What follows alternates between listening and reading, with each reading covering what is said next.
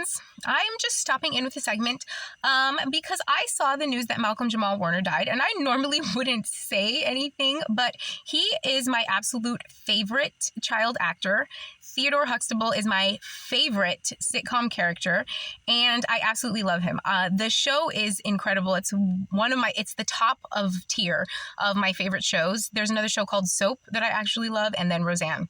But The Cosby Show is the top of the mountain. The acting on that show is absolutely incredible. Everything about that show is amazing. And I love Malcolm Jamal. And so I just wanted to take a moment to say that because he truly is. He is an icon, a legend. I know I'm not the only person who thinks that.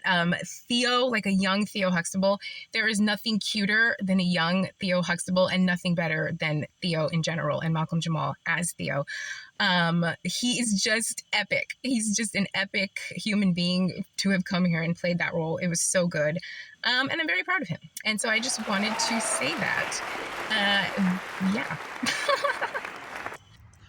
Hello friends, I'm coming to you live from a walk with Clementine just to give a little update on my health and wellness. I've been sleeping in the back seat, scrunched up but flat for the last couple of nights, and that has helped the swelling in my ankles go down.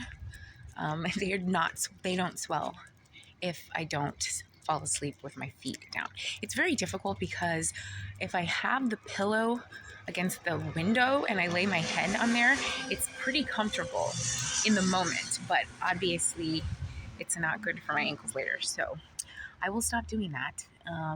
And then I guess I could get away with eating a little bit more processed food, which I really can't stop doing just because I need something to eat, and it's the stuff that's already made. So that is a work in progress, and so is trying to get out of the sun. Today it's overcast right now, but it's definitely breaking up, and I have this sweatshirt on as like, I wish the weather was still cold enough for it, but I really need to take it off.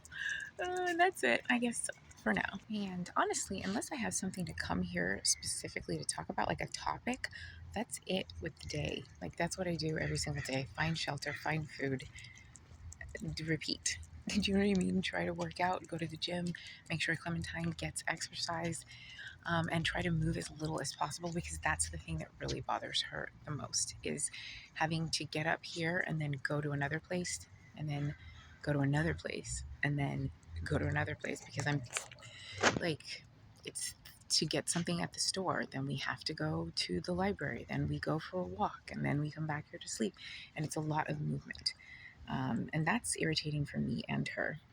But it's not interesting to show that every single day. So if I do something interesting or have something interesting to say, then I'll try to do it. But there's nothing else to my struggle. Like, that's it. This is it. Mein Kampf ist scheiße. For me, I guess the most interesting and the best part of the day is like the trees and the scenery. Like, the animals are really cool. I guess I could show those, and the plants and things. But that's the only part that's really appealing to me. The rest of it is very mundane and very boring. And so it gets old, like, for me. But like the plants I'm looking at right now do not get old. I could show those every day. I can turn into just vlogging about the plants and stuff. And that would be fun for me. That's infinitely more interesting. They really are like, see, look.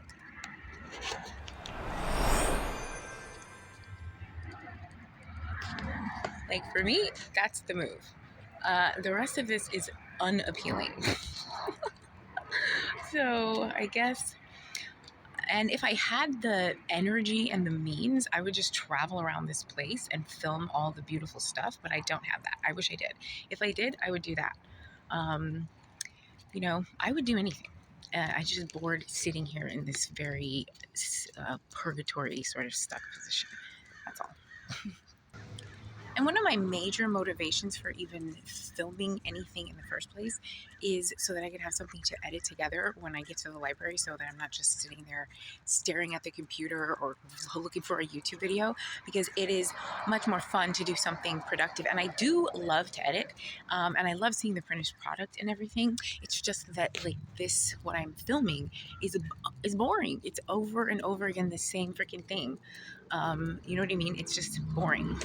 And I would like to be doing something else. But wait, look at these flowers. Hold on. See this one? Look at the color. I hope the color, you could pick that up. That, that's so funny. Anyway, that's fun. Well, I am back from the walk, and I decided to run into the gym very quickly and straighten my hair. Luckily, it only takes like 5 minutes. Whatever I do to my hair, it just does that. So if I comb it back while it's wet, and slick it back in a ponytail, when I take it out, it's just straight. So the top part's straight anyway, and then the bottom part just takes a few minutes. It's super puffy. I cannot get it to look the way that it usually looks. It's not shiny, it's dull, and it's still wrinkly in the back, like it's still curly in the back. So we will see. I guess something we can do today is see the progress of how puffy my hair gets over the course of a few hours. Starting now. Here's what it looks like right now. Puffy, but manageable. We'll see. All right, so we made the drive, about a 20-minute drive to a different town so we could go to a library that's open. And my hair is already puffing up on the sides. It's hilarious.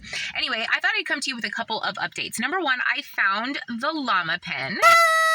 Wow, you really can't even see it. Anyway, I actually lost the cap to the pen. And when I found the cap, I thought that the pen was lost, but I actually had the pen in a safe place. So now I have lost the cap, but I do have the pen. So that's very exciting. And my other update is that Clementine does not like to hear my gangster rap music when we're driving. It really stresses her out, just as much as like the loud noise. So I turned on like Beethoven covers on the way here, and she was much more calm, which I thought was really funny.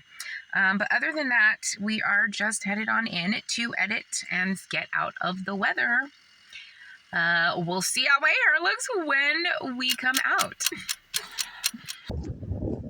I will say this, I do feel infinitely better when I can do my hair. Obviously, I feel better when I can put my makeup on and do my hair and have, and have clean clothes. I mean, it's just about dignity, and I feel like everybody deserves that. And it's ridiculous that that's something that's not just a given for everybody on earth, but hopefully it will change soon. Well, Clementine and I went for a very short walk, and now I feel like it is completely puffy to the point where I have to put it up. Yeah, it's just super puffy now. All right, friends. So I'm back. Here's an update on my hair.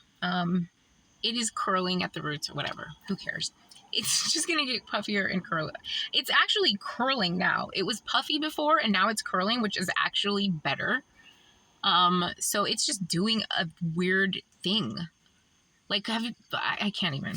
Anyway, I thought I would come to talk to you about astrology a little bit, because I know a very, very little bit about astrology, about just enough to read my own astral chart or my own birth chart. I got into that for some reason very briefly a couple of years ago, just enough to read my own chart. And I'd never felt more understood in my life.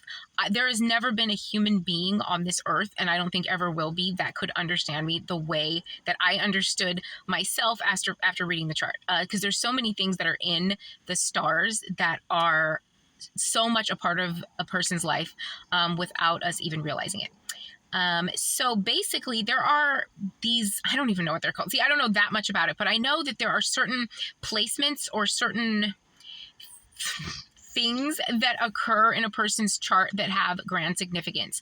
And each person has different variations of this particular, I don't know if it's like a constellation or a pattern or something, but one of the ones that is present in my chart is called a fixed grand cross. And if you know anything about astrology, you know that that's a pretty intense placement to have, because it essentially means that there are 4 very strong forces that all ask something of you during your time here on Earth, and they don't necessarily agree with each other, but none of them are willing to budge. So they send you down here with their separate missions, and sometimes the missions do not coincide with each other, causing you great strife in your life, obviously, but that's just how that works. And another thing that I have is a stellium. It's like that's when there are more than 2 planets and or the sun occurring in a certain something out of this is where it gets difficult, but my stellium is in Libra, and it is in the 5th house, and the 5th house is the house of like fun and parties and like having a good time and like a really good time. And a stellium is just like I have like 5 or 6 planets in Libra. Like everybody went to the 5th house when I was born to make sure that I was down for a party. And that is so much my personality. It is unbelievably my personality. I am a 5th house stellium in Libra walking. And then I have these things called the cradles. And a cradle is basically a place where you can go rest yourself like you would be in like an infant, and rest away from the world. And my grandmother 100% was my first cradle. And I always assumed, now I didn't know anything about astrology, but I always assumed that I would have a male counterpart, that the love would be equal to the love that I had with my grandmother. Once I saw this in my chart, I knew it was the case for sure. This was years ago, and I am like 44 years old. So I am wondering, did this man die? Is it possible that he's gone or something? Is that why my longing, like, is that why I don't want to be here, or I don't care about being here either? Because the person who was supposed to be my divine counterpart is gone? Huh? Because that is beginning to, I'm starting to think that maybe the person died or something. Mm-hmm. Because all the clues lead to that, because I can't find that guy. The cradle is there. He should exist.